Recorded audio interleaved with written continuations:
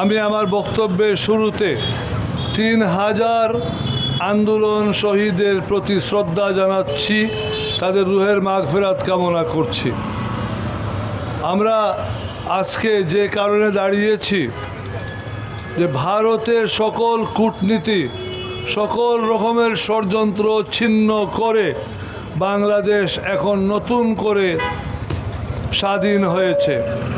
আমাকে আজকে সকালে একজন ভারতের দালাল আমাকে প্রশ্ন করলেন, আপনারা স্বাধীন বলেন কেন? স্বাধীন তো 71-এ হয়েছেন, এখন আপনারা বিপ্লব করে ক্ষমতা নিয়েছেন। আমি বললাম না, বিপ্লব করে ক্ষমতা নেওয়া হয় নাই। বিপ্লব করে আমরা একটা দালাল তাবেদার সরকারকে বাধ্য করেছি পালিয়ে যেতে, এবং ওরা পালিয়ে যাওয়ার পরে ক্ষমতা খালি পড়েছিল, সেইটা রক্ষা করার দায়িত্ব এই দেশের ছাত্র সমাজ এবং সেনাবাহিনী গ্রহণ করেছে। তো আমি ওনাকে বললাম যে আপনি স্বাধীন যে হয়েছি, ওনাকে না আপনাদেরকে বলছি, আপনারা যারা আজকে উপস্থিত আছেন আমার সাংবাদিক ভাইয়েরা, আপনাদেরকে বলছি, আপনারা দেখেছেন গত 10 বৎসর আমরা ব্যানার নিয়ে দাঁড়াতে পেরেছি? পারি নাই। আমরা ইলিয়াস আলীর জন্যে ব্যানার নিয়ে দাঁড়িয়েছি, ইলিয়াস আলীকে ফেরত পাওয়ার জন্যে। আমরা মাহমুদুর রহমানের উপরে নির্যাতনের বিরুদ্ধে ব্যানার নিয়ে দাঁড়িয়েছি, পুলিশ এসে আমাদের ব্যানারগুলো জোরে করে কেড়ে নিয়ে যায়। আজকে কোনো পুলিশ ব্যানার কাটতে এসেছে? তো এইটাই তো আমাদের স্বাধীনতা, এইটাই তো স্বাধীনতা। আপনারা যে দাঁড়াতে পারছেন, আপনারা যে কথা বলতে পারছেন, এইটাই তো স্বাধীনতা। এর চেয়ে বড় স্বাধীনতা তো আর কিচ্ছু নাই। আমরা তো এই স্বাধীনতা গত 15 বৎসরের মধ্যে তার গন্ধ পাইনি। আজকে আমরা স্বাধীন, আমরা কথা বলতে পারছি, আমরা ব্যানার নিয়ে দাঁড়াতে পারছি, আমরা ইচ্ছা করলে মিছিল করতে পারি, আমরা জনসভা করতে পারি। এমনকি এই স্বাধীনতা আমাদেরকে এই ঘোষণাও দিয়েছে যে আগামী দিনে ইসলামী মাহফিল করলে কোনো পুলিশের অনুমতি লাগবে না। আপনারা জানেন সবার মাহফিল থেকে পুলিশ গিয়ে আমাদের আলেমদেরকে, বক্তাদেরকে উঠায় নিয়ে যায় এবং নিয়ে গিয়ে জেলে ঢুকিয়ে দেয়। এদেরকে 6 মাস, 1 বছর, 2 বছর আটকে রাখে। আজকে কেউ আটকাতে আসবে? এইটাই তো স্বাধীনতা। স্বাধীনতা কি? আপনাদেরকে আমি আরেকটা কথা বলছি, সবাই খেয়াল রাখবেন।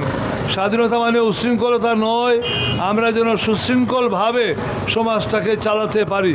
আপনি দেখেন আজকে সিলেট শহরে ময়লা, কাগজ, চানাচুরের প্যাকেট এইগুলো নাই, এইগুলো সাফ হয়ে গেছে, কারণ আমাদের যুব সমাজ করেছে। এই যে আমাদের সুন্দর জীবন আসছে, এটা ভারত পছন্দ করে নাই। নরেন্দ্র মোদীর গাত্রদাহ হচ্ছে, সেই জন্যে সে নদীগুলো ছেড়ে দিয়েছে, আমাদেরকে বন্যায় ভাসিয়ে দিয়েছে এবং আমরা এখন বন্যায় ভাসছি। এই যে নদী আগ্রাসন, বন্যার আগ্রাসন, আমরা এর তীব্র প্রতিবাদ করি। আমরা এখন উন্মুক্ত মঞ্চে বলবো, ভারত যদি সাহস থাকে সামরিক আগ্রাসন করে দেখাও। বাঙালিদের পায়ের পাড়ায় যদি ভারতীয় সৈন্যরা চেপ্টা না হয়, তাহলে আমাদের স্বাধীনতা তুমি নিয়ে নিও। আমরা সেই বীরের জাতি যাদের 17 জন ঘোড়সওয়ারের দাপটে লক্ষণ সেন পালিয়েছিল। আমরা সেই বীরের জাতি যাদেরকে আমাদেরকে দমন করার জন্যে আর্মি, ট্যাঙ্ক, হেলিকপ্টার দিয়ে আমাদেরকে শাপলা চত্বরে আক্রমণ করা হয়েছিল এবং আমাদের 3000 আলেম হাফেজকে শহীদ করা হয়েছিল। আজকেও আমরা প্রতিশোধ নিচ্ছি না, আমরা ভালো মানুষের ব্যবহার দেখাচ্ছি, কারো প্রতি আমরা প্রতিশোধ নিচ্ছি না। সবাইকে বিচারের সম্মুখে দাঁড়াতে হবে, সবাইকে বিচারের সামনে দাঁড় করানো হবে এবং এই নরেন্দ্র মোদীর পানি আগ্রাসনকে আমাদের যুব সমাজ ঠেকিয়ে দিয়েছে। আপনারা গত 2 দিন দেখেছেন আমাদের ছেলেরা নদীতে ঝাঁপ দিয়ে পড়ে মানুষকে উদ্ধার করতেছে। আমাদের সৈনিকেরা গ্রামে গ্রামে গিয়ে হাওরের মাছ থেকে মানুষকে, বাচ্চা শিশুদেরকে কুলে করে পাড়ে নিয়ে এসে জীবন দিয়েছে। এই জাতিকে কেউ পানি দিয়ে, আগুন দিয়ে এবং যুদ্ধ দিয়ে থামাতে পারবে না, দমাতে পারবে না।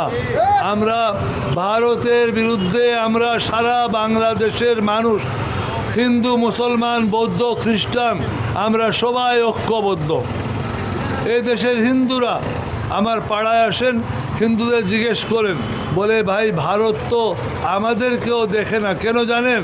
আমি সেই হিন্দু ভাইকে বলি, বাংলাদেশে তোমার চাকুরির কৌটা কত? কোনো কৌটা নাই, মেধায় যা পাও তোমাকে চাকরি দেওয়া হবে। ভারতে শিডিউল কাস্টের কৌটা হলো 3%, শতকরা 3টা চাকরি শিডিউল কাস্ট পাবে। দাস, এই যে নবশূদ্র শ্রেণী, কামার, কুমার, তাঁতির জন্যে মাত্র 3% চাকরি, এবং এখানে তোমরা খুশি।